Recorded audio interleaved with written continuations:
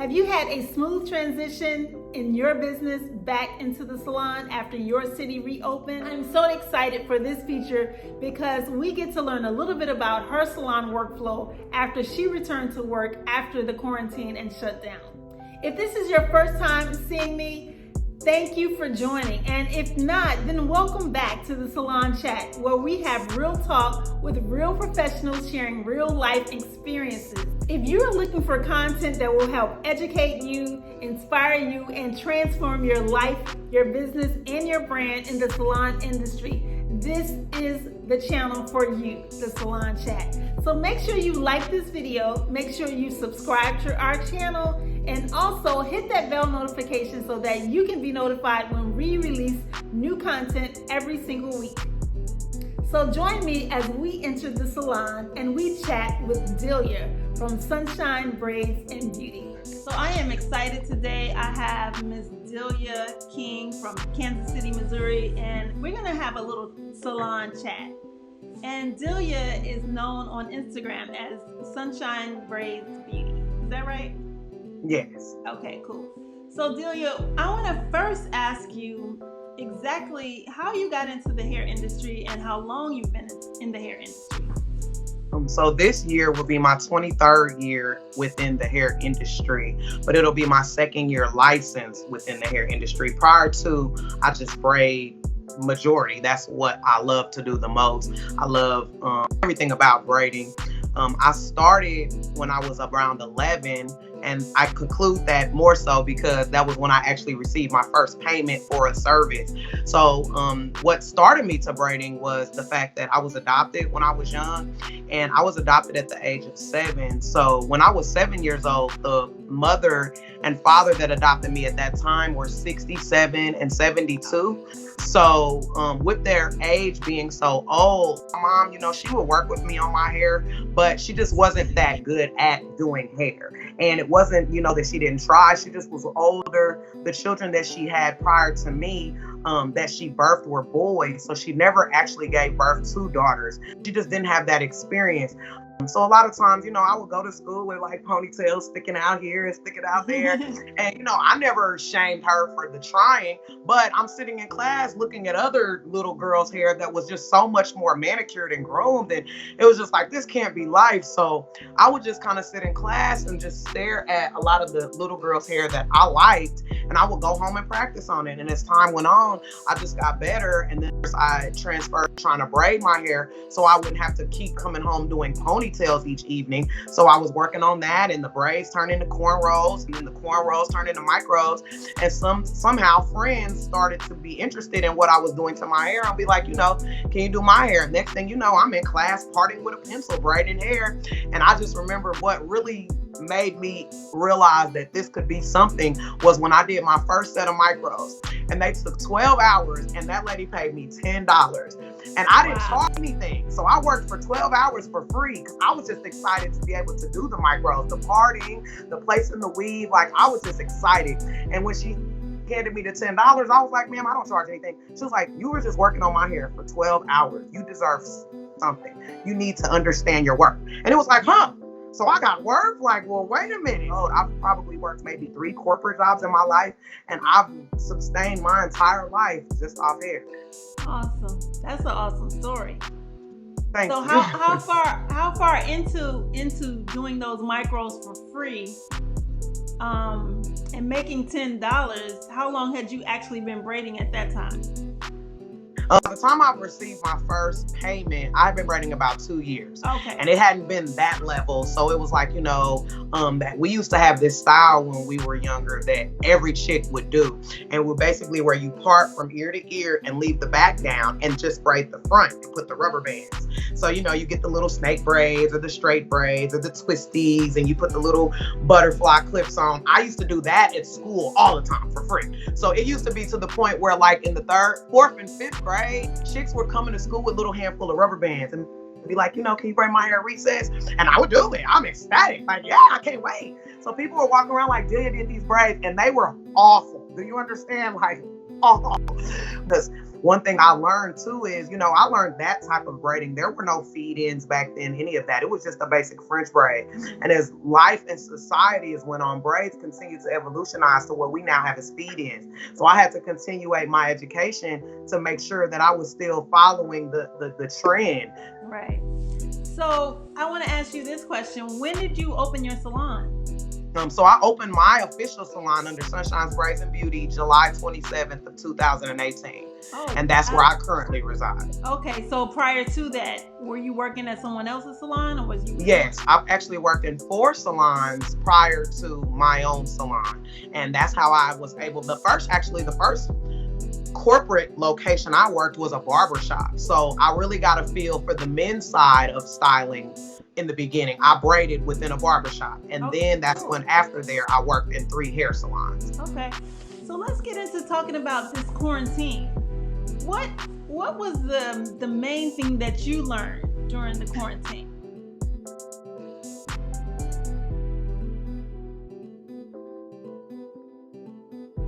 As important as I thought I was, and that kind of hurt. Like, when to hear, I think the word essential and non-essential, it kind of puts you in a box, because you have all these people that are essential workers, and then you have a person like yourself who how important you are, because you know how much your clients need you.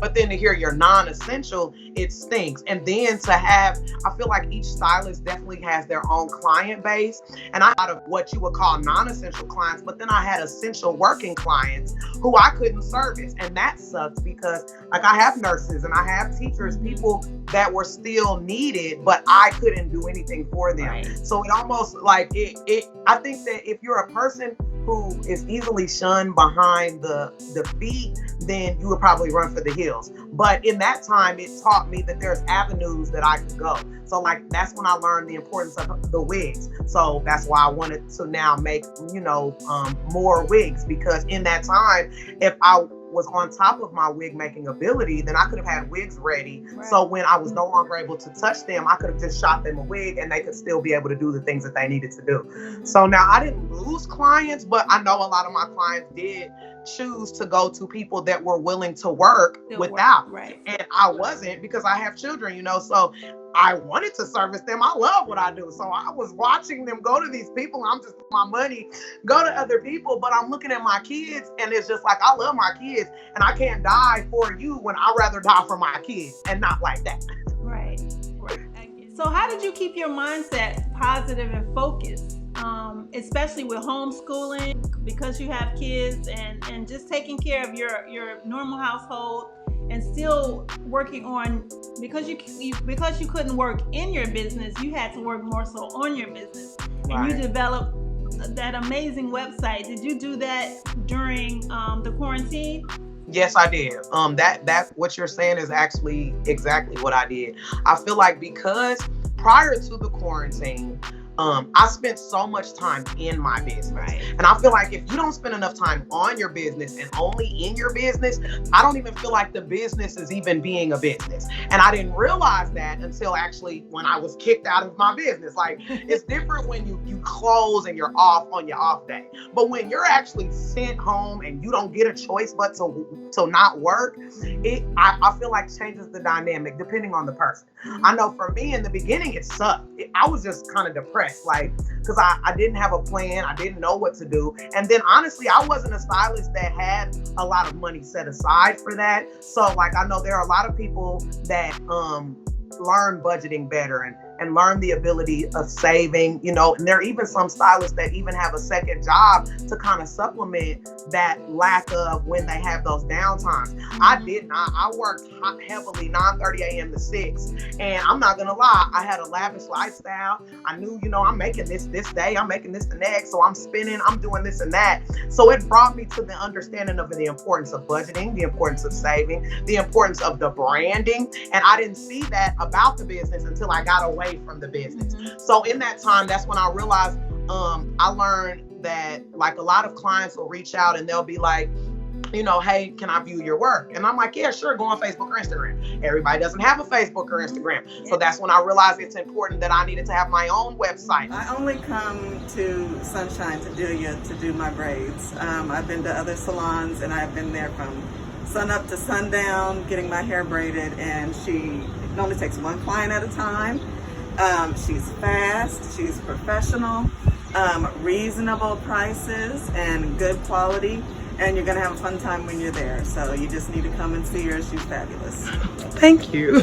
There was my own domain that someone could go to where they're sanctioned to have something. If you view people on Facebook, you're sanctioned to have a Facebook, or you have to have an Instagram. And there are sometimes you're able to go and view things on these apps without having a page, but it's only so small of a view that you get versus the ability to go and just really explore. Because that's like you said, you viewed me maybe the end of last year to the beginning of this year, and you sat and watched before you actually reached out. I have a lot of clients that did that. Like I have clients who are now my client now who said that they sat and watched me on Instagram for 6 months before they decided to reach out for different reasons. Some want to make sure, that your work is consistent. There are some stylists, that only style a certain texture of hair, or only style their friends, or only style themselves. Like there are just different dynamics as to why a person watches, but you have to give them a broader spectrum. So I like the ability to be on Google, but from the Google, you can view me here. I like the ability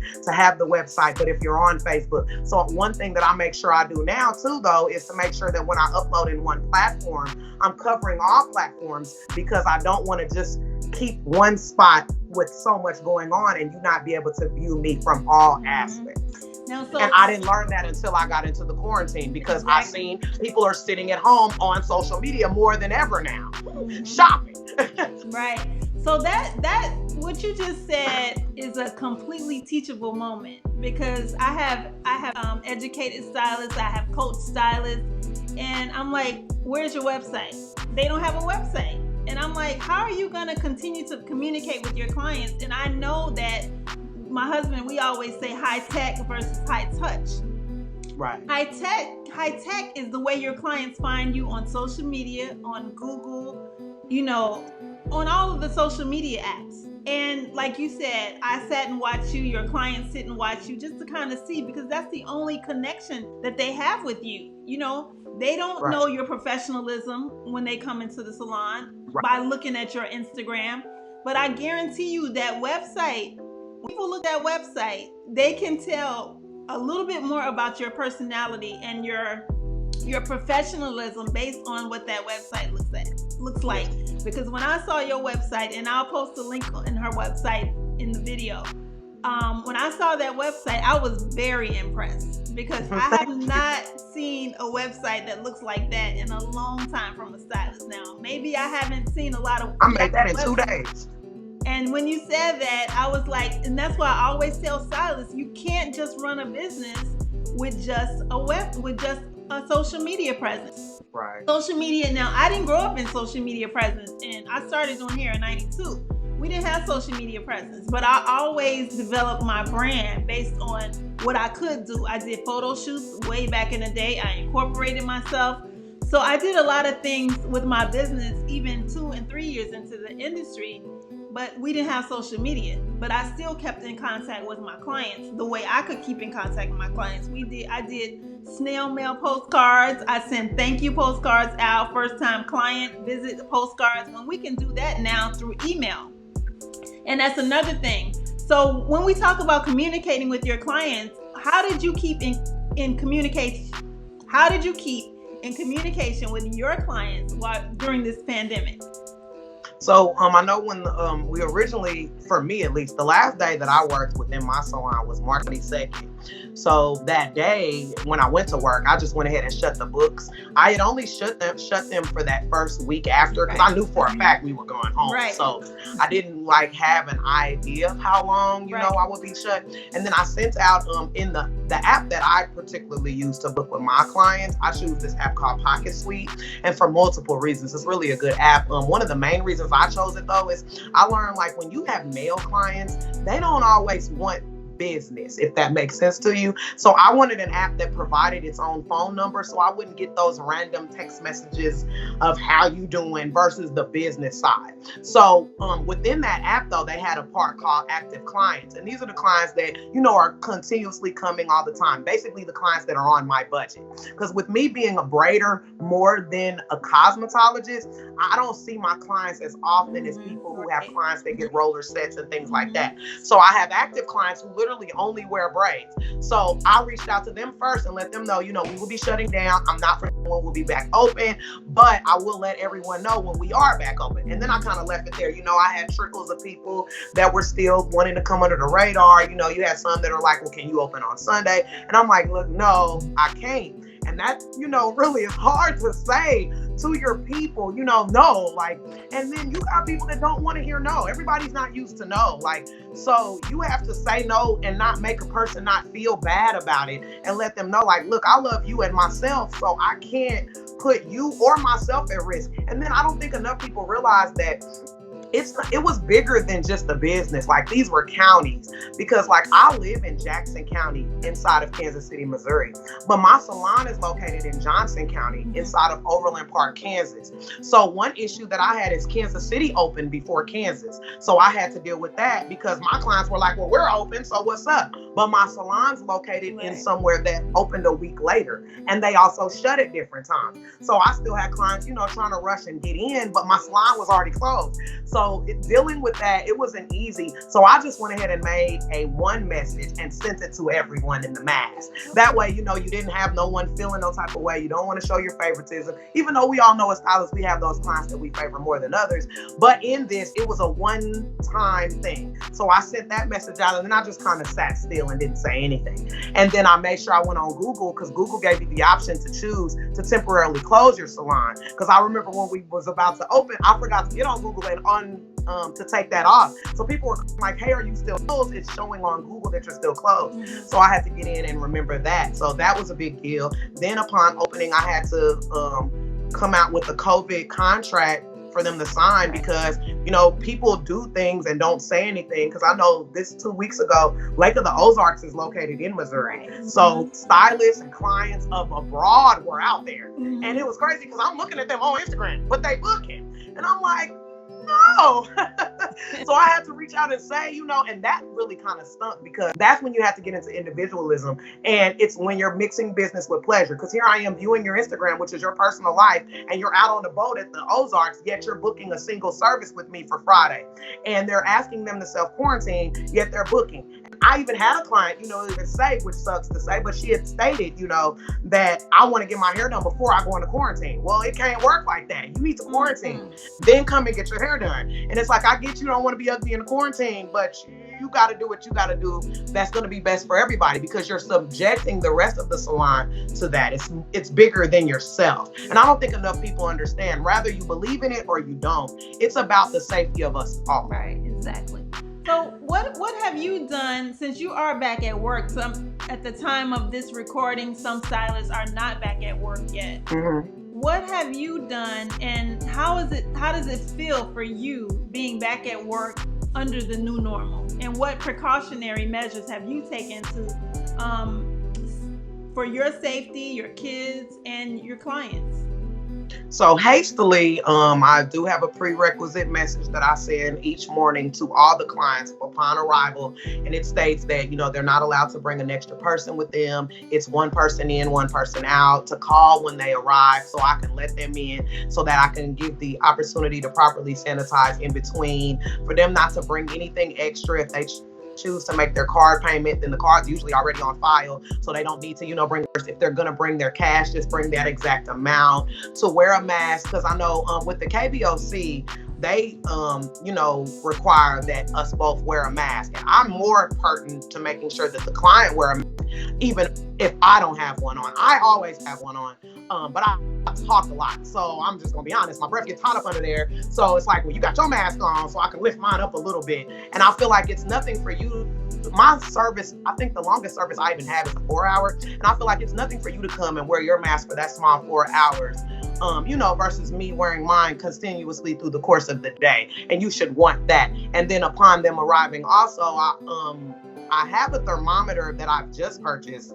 But previous to that, I asked that, if you're not feeling good, not come. But I also haven't been doing the long services yet. Okay. So like currently I'm still at the up to 2-hour services. I haven't gotten to where we're sitting for long amounts of time just yet. And then also I have a little paper that I've printed that has these questions that they ask, like, have you been feeling well? The basic protocol questions that they fill out, just in case, because I don't know, who they may have been in contact with. If people are going to the nail salon, I've heard that our mall just opened, and I don't think people are aware that everyone's not aware. And there are so many people scared to actually go to the doctor to even get tested or find out. That makes it, a lot harder as well. So I honestly still don't all the way feel all the way safe just yet, because my salon is in a suite inside of a building. So it's like I'm doing what I'm doing, but I don't know if the other suites are. So that's why I do it the way I do, because we have a major waiting area down in the bottom of my building, but I just rather my clients stay in their car, because I don't know what everyone else in the building is doing. And I don't need that particular less care to be just that one thing that, causes an issue or an outbreak or whatever it may be. So I have a question for you. I know that I would say pre-pandemic business model for most salon professionals was always 2 to 3 clients at a time. Even if you weren't doing long services, if you're doing roller sets, which you don't do, but I'm just using that as an example for me. No problem. We're used to doing like 2 clients, or at least having 3 clients maybe, and maybe 1 client coming in and 1 client going out, kind of like in passing. So how have you, over this 1 week period or 2 week period, however long you've been open, how have you gotten used to the 1 client at a time business model? Well, I know for me, I kind of always did it that way. And that's more so because I have a lot of clients that have psoriasis and things like that. And in the services that aren't braid, I do a lot of custom updos where, I'm covering alopecia, things like that. So I don't have a, what's the word that I'm looking for? I don't have a co-ed salon. So it's only me as a female in there. And one of the main reasons that I never wanted to hire a barber is actually, at least a male barber, is for that reason. Because I have a lot of women, that just deal with their own personal insecurities, and they want to, feel comfortable to come. Us as women, we feel comfortable with other women, but we don't feel that same comfort with a man, and regardless of if he's not even looking. But I know that there's a possibility a woman's husband may be in the salon and she doesn't want him to see her like that. So I've always did it 1 at a time, but here now I learned. Crazily, I complained a lot about how I wanted staff within my salon prior to the pandemic. And since the pandemic, I've been interviewing like crazy. So now my new concern is just staffing too many to where everyone's not getting what you're saying, because then you have more than one person in the salon with another person in the salon. And then, like you stated, I braid. So while I have my one person, I schedule the next person maybe 5 minutes after so that they can get that time for me to clean up in between. And then usually when one's leaving, one's coming.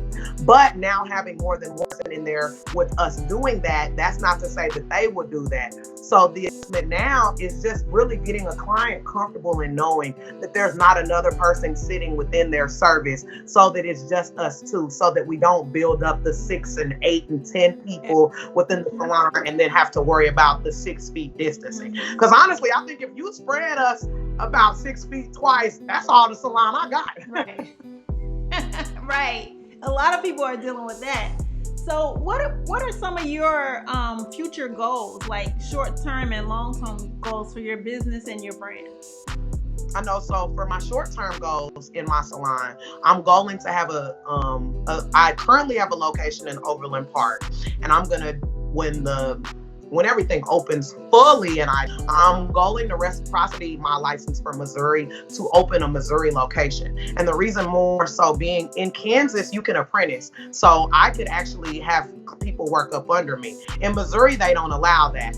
But I want to get a Missouri location because honestly, I feel like at least for our African American stylists, there are a lot more of us in Missouri than in Kansas. So I can apprentice this for the ones that aren't so much trying to push to rush to get the license, but may want to braid and do things like that. And that's honestly just only under the Sunshine's Braids and Beauty umbrella. I'm going for a non-for-profit, and that's under my Sunshine's Hair Haven. And with that, the non-for-profit, my plan with that is to basically start a corporation where I can start going and picking up adopted children or children that are going to potentially be adopted and styling their hair before they meet their family person, like how you feel about your self-esteem and all of that. And us, like I think a lot of people sympathize with people that have been adopted, but I empathize because I've lived it, and I know how I felt in those moments meeting my family. I know how I felt looking at them versus looking at myself. Like just small things like that changes your whole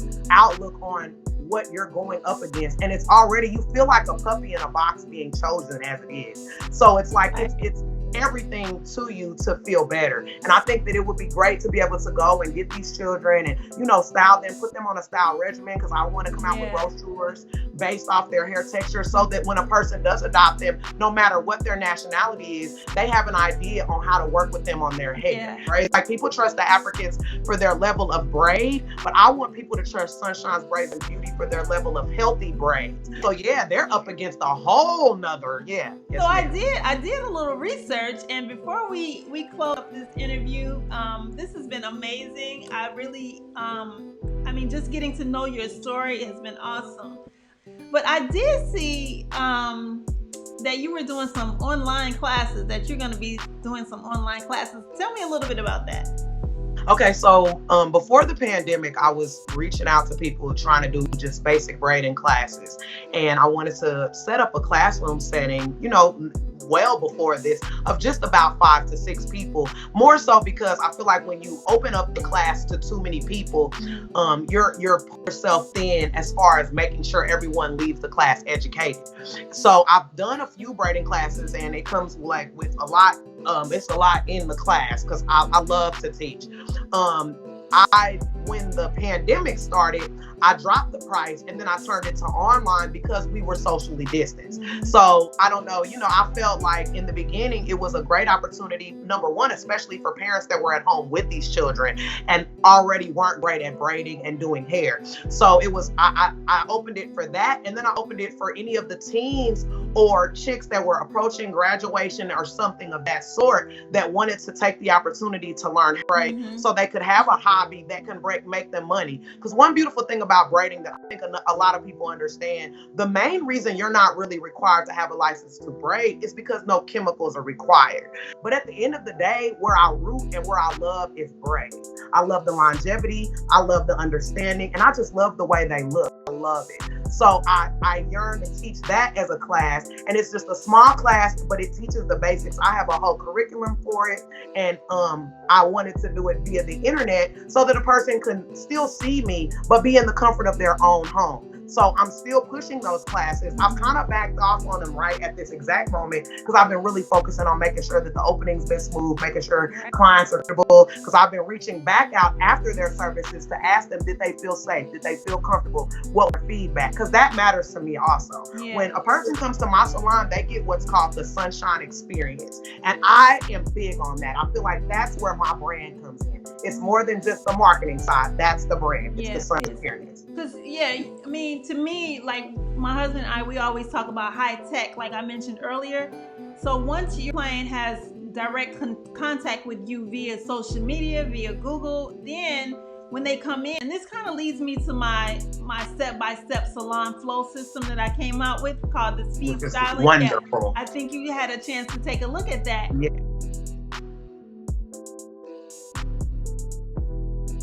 I love it. Just thank you. Just to take people through those 5 steps, because people really, people meaning salon professionals, they don't always have an idea, especially more so our newbie salon professionals. They have an idea of how to take that client from high tech to high touch.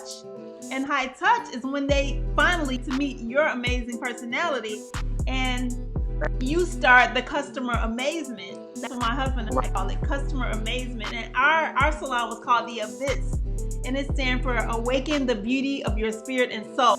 And we used to call our salon environment The Experience. And just like you said, you have this experience. I am so excited for you. I mean, you have a lot going on, and I'm so happy. I'm not happy for the pandemic, but I think the pandemic, the quarantine, the shutdown, whatever you want to call it, it was a reset.